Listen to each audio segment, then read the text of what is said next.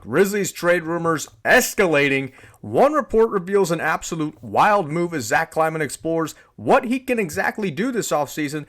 The Memphis Grizzlies are in serious contention to land either an all-star, a superstar, maybe even a future Hall of Fame player. We got a lot of options. Huge update coming your way right here, so stay tuned for all that. But what's going on, everybody? Jared Alatorre for another episode of Grizzlies Digest. You're not going to want to miss this one because this is the most probably interactive video that I've ever done personally for Grizzlies Digest. 89% of you have to subscribe to the channel. We got a lot of off-season content coming your way. You don't want to miss another update from us. It's getting very serious now, so we're going to get right into the content. Why a bold Memphis Grizzlies trade? Well, many trade ideas to land an all-star could work. This is from Chris Dotson from Clutch Points. He says the Grizzlies can offer enticing packages for Kevin Durant, Giannis Antetokounmpo, or pay less for all-stars like Lauri Markkanen. Okay, so we talked a little bit about Lauri Markkanen on the previous video and how he would fit and why exactly the Utah Jazz would want to move a player like him. But now we're centering packages around KD, Giannis, and some others. And we're going to get right into that right now. So the Celtics and Jaylen Brown. Grizzlies would receive Jaylen Brown. Celtics receive Desmond Bane, Conchar, Gigi Jackson, or Vince Williams Jr. 2 first-round picks in 26 and 30, and a 2028 first-round pick swap. So why are the Celtics doing this? Well, right now, they've got a huge financial problem. All right, and they got questions with Jason Tatum and his injury. I don't think he's going to come back until maybe after the All-Star break. That's just kind of my prediction on it. But why would the Celtics consider this deal? And I asked you this in the last video. I honestly didn't know why, but here's why. Brown is the easiest piece to move for significant financial relief now, and this sets the organization up for the future. Bane, Edey, plus draft picks offer Boston a younger core and draft capital. Jrue Holiday, Kristaps Porzingis, Derek White will not bring back a borderline all-star, a Porzingis replacement with an all-rookie upside, and 3 first-round picks. So this talks about Brown's scoring and defense would pair seamlessly with Ja Morant, creating a dynamic backcourt that lacks outside shooting and anything offensively. And Jaylen Brown, if you've seen him for the past few years, his handles have gotten a little bit better. They were criticized a lot the past couple of years, but I think that he's established a nice mid-range game. Pretty much get to any spot you want to. He'll knock it down. Just a very confident player. Of course, the 2024 NBA Finals MVP, the 28-year-old enhances the perimeter defense and playoff toughness. Although it is a high price, but still there are loud whispers in league circles about just how much the Celtics will give up to get below the aprons to reset the repeater punishments. Boston's brass could even look to get out of this tax entirely. And of course, we've been talking about Boston's tax and how it's a big deal right now. How there are talks about getting rid of Jrue Holiday and Kristaps Porzingis, maybe even players like Tillman, Hauser, Cornet to kind of just ease the burden financially for Boston because they're in a really tough place right now. But if they were to get rid of Jaylen Brown, more of those players could stay. So, and then you also got Desmond Bane, right? So, it's a big move for Boston, but again, they've gotten themselves into this huge financial burden that they have to get out of. And Jaylen Brown could be very well that answer. Of course, born in Marietta, Georgia, is just about maybe 5.5 hours away from Boston. Hey, I mean, it could very well work. You got Ja Morant. You got small forward depth. You got Jaylen Brown, Jaren Jackson. You keep your young core like Edey and Wells, unless maybe Boston asks for one of those pieces too. But you got a great core right there with Jaylen Brown. So I like that a lot.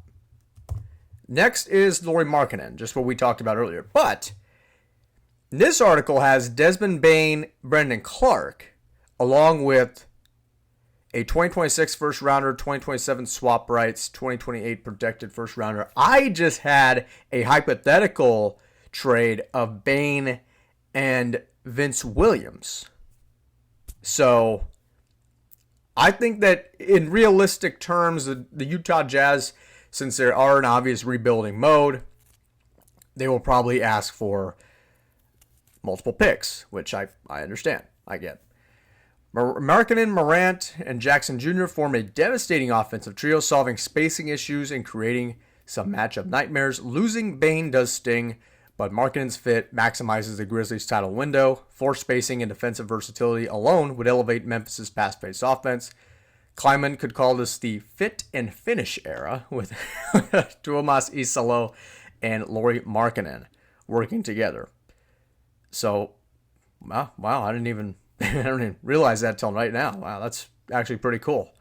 The Jazz, fully in rebuild mode, gains Bane, Clark for front court depth, and draft picks for future flexibility.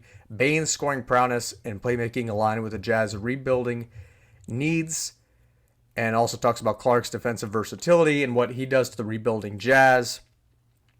How it's good for Clark to kind of revamp himself for his defensive versatility. He could be a defensive asset for any team, really, but especially for a team like Utah who's rebuilding. And then you talk about Markkanen and his window.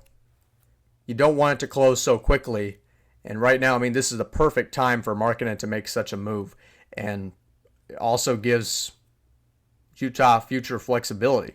So I think it's obviously another risk for Memphis, but you also make Utah pretty happy by giving them future flexibility, picks, a young core to still kind of build around. And they're also playing to not really tank, right? So Utah has the future to at least prepare for in that aspect there. Next is the Greek freak, Giannis Antetokounmpo. Grizzlies would get him and Pat Connaughton. Bucks get Desmond Bane, Brendan Clark, Gigi Jackson, 3 first-round picks, 2 pick swaps. Obviously, this is the big one, right? This is the big one right here if Memphis were to actually pull this off. The ultimate swing, pairing Giannis with Ja Morant, Jaren Jackson Jr. arguably creates the most explosive trio of any modern NBA era, right? I mean, it just like, boom, right? I mean, it's like a championship team is right there.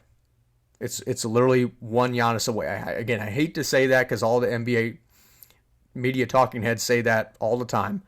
Just one XYZ away. But that's truly what it is. And the Grizzlies become an instant title favorite. Conchar and Connaughton, if included, can be flipped for better depth pieces. Although I think Pat Connaughton still has a spot in the NBA. I think his role was a little bit more silent this year, but I still think he could play a role. He doesn't necessarily have to be flipped. But again, you notice a pattern here. Desmond Bane, Brendan Clark, picks.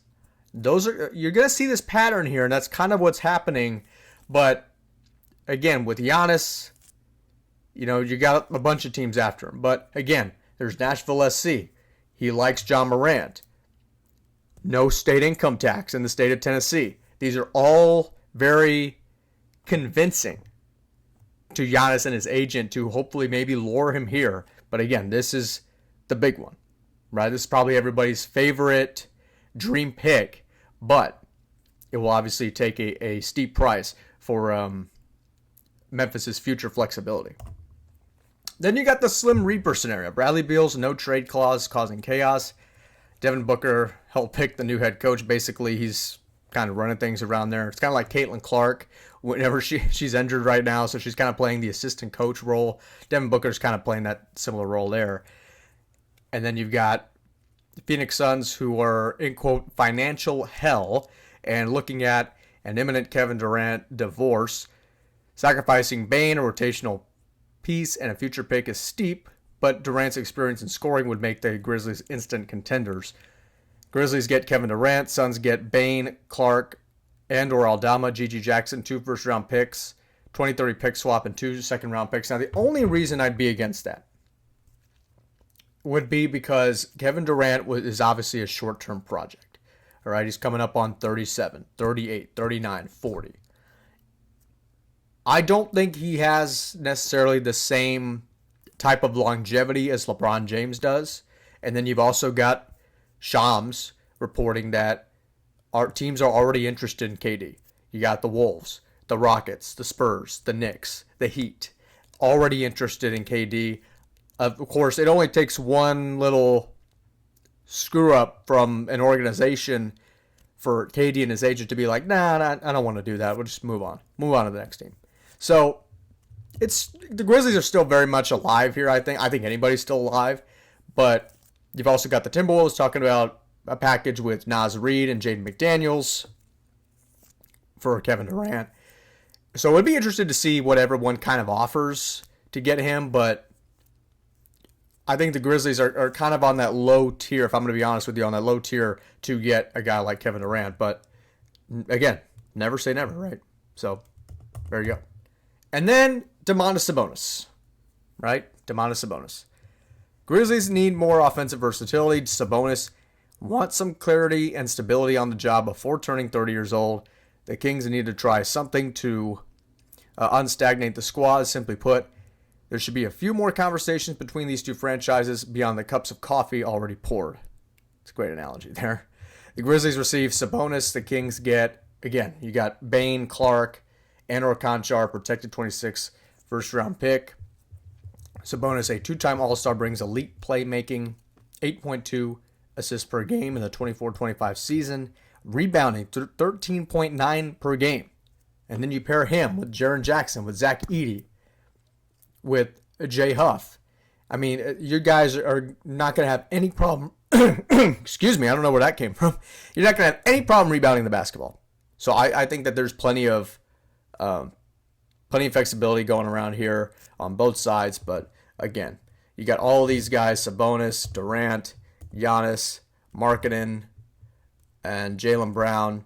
But you got a bunch of pieces that I think could work for the near future. But again, plenty of options to go around. The point is here that the Grizzlies have enough pieces. They have, I think, enough future picks to be able to have an enticing trade offer for one of these pieces, if not a perennial all-star, maybe that we didn't talk about. And obviously we'll have to get to that once that possibly happens. But that's going to do it for this video here. Jared Alatorre saying so long from Grizzlies Digest. If you like this video, you can comment on this video, share this video, comment on this video what you think about all these draft picks. What is your dream pick? Who would you not want? Why? All your reactions, let it pour out down below. That's what that comment section is for on YouTube. Jared Alatorre saying so long from Grizzlies Digest. We'll see you in the next video. And of course, peace. Have a good one.